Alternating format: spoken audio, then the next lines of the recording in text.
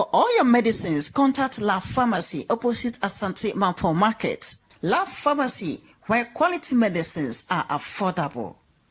Welcome to Bright Company Enterprise. Bright Company Enterprise is opposite the MTN office at Asante Mampong.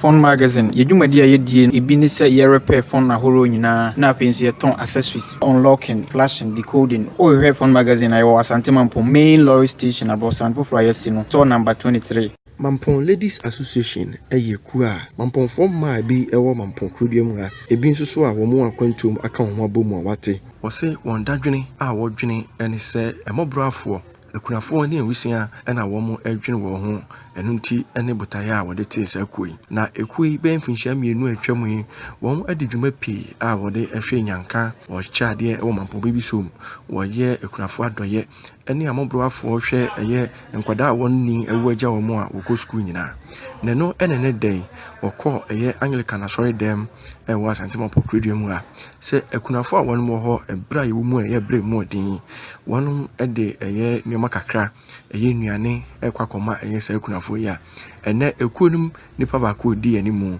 eye kesiwa wonu ene hwe gine mu a wode enyoma ekoma eye asori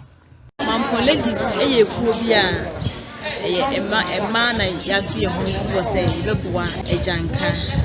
eni kunafo na yusia ifi kunafo ye mukura etimi boa ye na ekuo no most na wa bruchi na ebi so wo Ghana ha nyina adipose be ye sa adoye we wo asori ha no ye ekunafo a omo ha si aya atams ye maame mo a omo ye ekunafo ne akomo ye ekunafo na atams ya dwunom ade ne ade potete ti ku etunu ye ba ha se ye be ya ado e ya mo ado e de kusie ye no children's home be ya fi na aso afo so ye ya be ya mo